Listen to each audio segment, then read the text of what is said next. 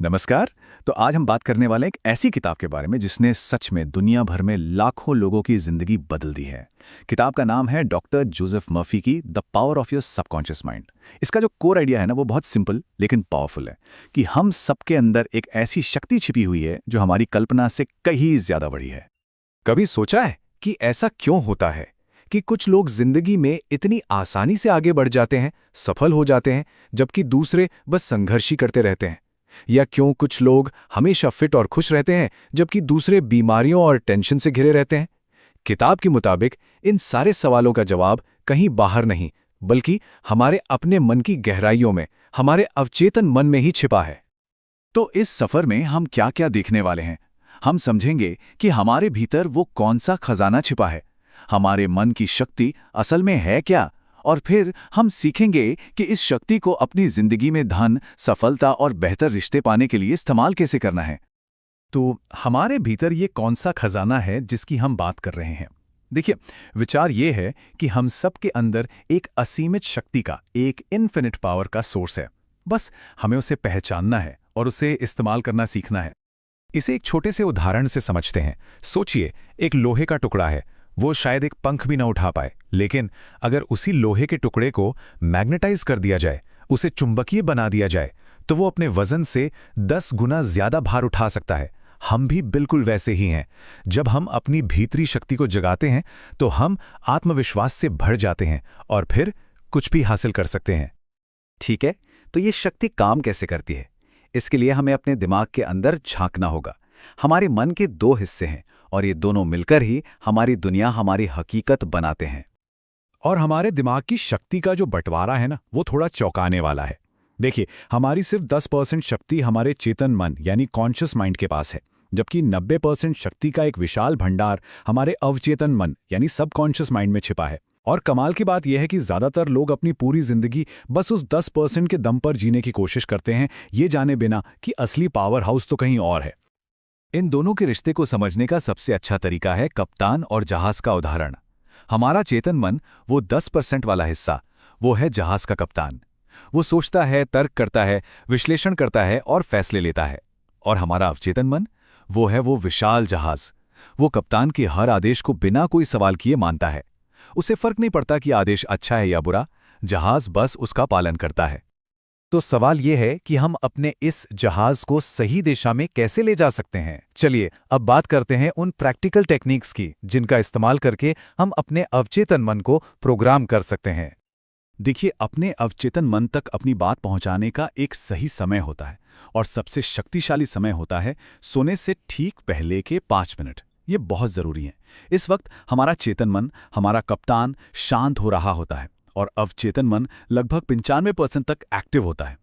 वो किसी भी विचार या सुझाव को ग्रहण करने के लिए पूरी तरह से तैयार रहता है। तो करना क्या है? ये एक बहुत ही सिंपल 4 स्टेप टेक्निक है। पहला, एक बिल्कुल साफ लक्ष्य तय करें। दूसरा, उसके लिए एक छोटा सा पॉजिटिव संकल्प बनाएं। तीसरा, उस लक्ष्य के पूरे होने को महसूस करें, उसकी कल्पना करें जैसे वो पहले ही हो चुका हो। और चौथा, इस पूरी प्रक्रिया को हर रात सोने से पहले पूरी फीलिंग के साथ, पूरी भावना के साथ दोहराएं। लेकिन ये विजुअलाइजेशन और महसूस करना इतना जरूरी क्यों है? क्योंकि हमारा अवचेतन मन लॉजिक की भाषा नहीं समझता। उसे तर्क वितर्क से मतलब नहीं है। वो सिर्फ और सिर्फ भावनाओं की भाषा समझता है। जब हम किसी चीज की कल्पना करते हैं और उसे सच में महसूस करते हैं, तो हम वो इमोशन पैदा करते हैं जो सीधे हमारे अवचेतन मन पर जाकर असर करता है। ये सब सुनने में तो बहुत अच्छा लगता है, पर क्या ये सच में काम करता है? चलिए कुछ ऐसी अविश्वसनीय सच्ची कहानियों पर नजर डालते हैं जो इस शक्ति का सबूत हैं। ये कहानी है मॉरिस गुडमैन की, जिन्हें लोग द मिरेकल मैन यानी चमत्कारी इंसान के नाम से जानते हैं। और क्यों कहते हैं, ये आपको अभी पता चल जाएगा। एक भयानक प्लेन क्रैश के बाद मॉरिस के शरीर में 103 हड्डियां टूट चुकी थीं। 103! उनकी रीढ़ की हड्डी टूट गई थी, वो सांस नहीं ले पा रहे थे। डॉक्टरों ने तो जवाब दे दिया था कि वो कभी चल नहीं पाएंगे और शायद कुछ ही दिनों के मेहमान हैं। लेकिन मॉरिस ने हार नहीं मानी। उन्होंने अपने मन में एक साफ लक्ष्य तय कर लिया था। एक ही विचार था जिसे वो दिन रात अपने मन में दोहराते थे। मैं क्रिसमस तक अपने पैरों पर चलकर इस अस्पताल से बाहर निकलूंगा। और नतीजा? डॉक्टरों की हर भविष्यवाणी को गलत साबित करते हुए ठीक 8 महीने बाद मॉरिस गुडमन अपने पैरों पर चलकर पूरी तरह से ठीक होकर उस अस्पताल से बाहर निकले। ये है अवचेतन मन की शक्ति का एक जीता जागता उदाहरण। और ये शक्ति सिर्फ हीलिंग तक ही सीमित नहीं है। क्या आप जानते हैं कि बेंजीन की जो मुश्किल केमिकल बनावट है, उसकी खोज भी एक केमिस्ट को सपने में हुई थी। उन्होंने सोने से पहले अपने अवचेतन मन को इस मुश्किल समस्या को सुलझाने का काम सौंपा था। तो ये रचनात्मकता और प्रॉब्लम सॉल्विंग में भी काम करता है। तो ठीक है, ये तो बड़े बड़े चमत्कार हो गए, लेकिन हम अपनी रोजमर्रा की जिंदगी में जैसे कि पैसा, सफलता या रिश्तों के लिए इसका इस्तेमाल कैसे कर सकते हैं? चलिए देखते हैं। किताब के हिसाब से सच्ची सफलता के 3 मेन पिलर्स हैं। पहला, वो काम करें जिससे आपको सच में प्यार है, जिसे आप पूरे दिल से करना चाहते हैं। दूसरा, उस काम में माहिर बनिए, विशेषज्ञता हासिल कीजिए। और तीसरा, जो कि बहुत जरूरी है, ये पक्का करें कि आपका काम सिर्फ आपके लिए नहीं बल्कि इंसानियत के भी काम आए।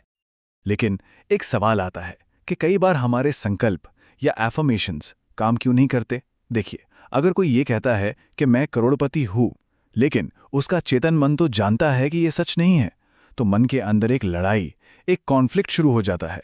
इसकी जगह एक ज्यादा असरदार संकल्प ये हो सकता है, दिन ब दिन मैं हर तरह से बेहतर और समृद्ध होता जा रहा हूं। ये आपके मन के साथ काम करता है, उसके खिलाफ नहीं। तो हमने क्या, क्यों और कैसे सब पर बात कर ली है। अब आता है सबसे जरूरी सवाल, अगला कदम क्या है? बस एक बात याद रखिए, हमारी आदतें, हमारी सोच, हमारी कल्पना, यही सब मिलकर हमारे भविष्य को बनाती हैं। आप ही अपने जहाज के कप्तान हैं और आपका अवचेतन मन आपके हर आदेश का पालन करने के लिए तैयार है, चाहे आप उसे कहीं भी ले जाने का आदेश दें। तो आज रात जब आप सोने जाएंगे, तो वो पहला कमांड, वो पहला आदेश क्या होगा जो आप अपने इस शक्तिशाली जहाज को देंगे? सोचिएगा जरूर, क्योंकि यहीं से आपकी नई यात्रा की शुरुआत हो सकती है।